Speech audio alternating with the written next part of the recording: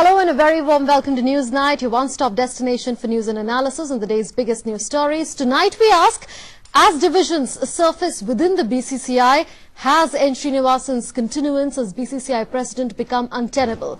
And in the wake of the Prime Minister's visit to Japan, can the Indo-Japan strategic partnership be a game-changer for geopolitics in Asia?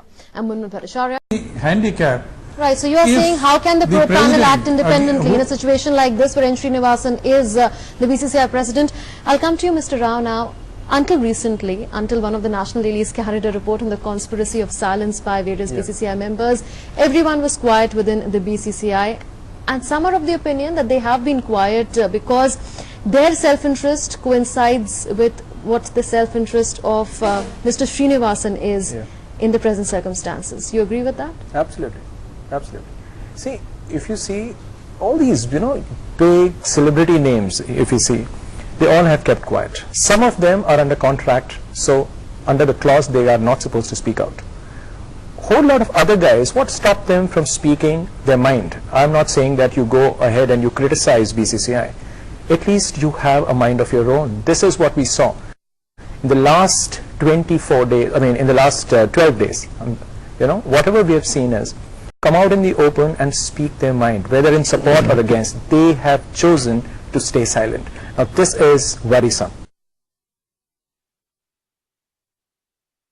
Inflated to such an extent that one cannot simply stop China.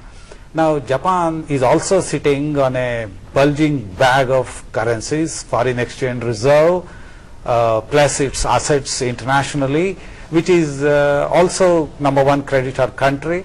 It is helping India receive #1 or largest official development assistance flowing out of Japan.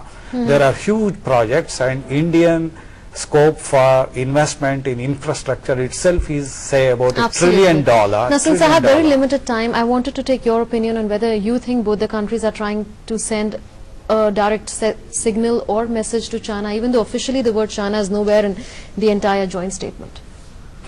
This visit had been planned before all this incident took place in Depsang Valley, etc. So I would say that the whole scenario in Asia is very fluid. The new equations are being formed, new relationships are being formed, and I think India is looking at everything very carefully. We don't want to commit ourselves to one country or one group or one direction. And Chinese Prime Minister was here recently. So it is a multi-directional and multifaceted approach which we have adopted. With any country, but Shinzo Abe has been stressing on nuclear exports perhaps to turn around the Japanese economy, and India is also looking forward to a civil nuclear cooperation. How much do you think that will benefit India if a civil nuclear cooperation deal materializes?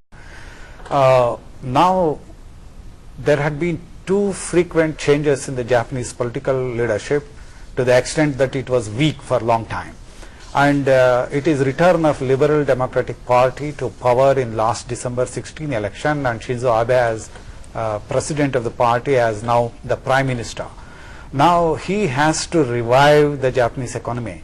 A special package and a terminology called Abenomics has entered into, with which the Bank of Japan would release every month $68 billion to ease the monetary situation. Plus huge projects of national scale constructions have been awarded to private sector to create employment, to create profit, to create growth. So, and also Japan is a export-led economy all through, and now they are looking for opportunities anywhere that exists. You were mentioning about the civilian nuclear agreement, which has to be accelerated herein after of its negotiations and to reach an early conclusion. Almost as a representative of Japan Inc., that is Japanese corporations, Shinzo Abe has been touring the world. He has already reached such an agreement with Saudi Arabia, United Arab Emirates, and also with Turkey, and some more countries in the former Eastern European region or Soviet Empire. Also he has plans to visit. Now with India, once he starts exporting nuclear reactors, of the 54 nuclear reactors installed in Japan, 52 are closed, either for permanently or for checking safety next.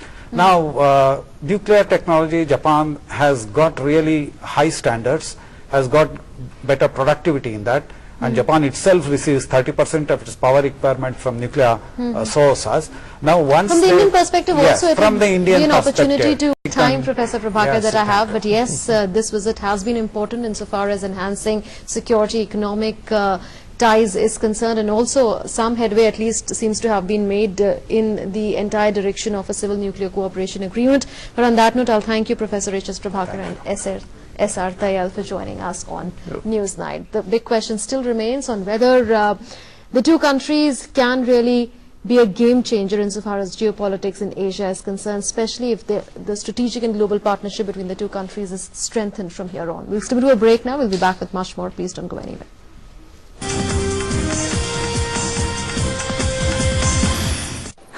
Do send in your views on the show and your feedback on our Twitter handle. It is DD News Night. We'll see you again tomorrow. Until then, goodbye. Take care.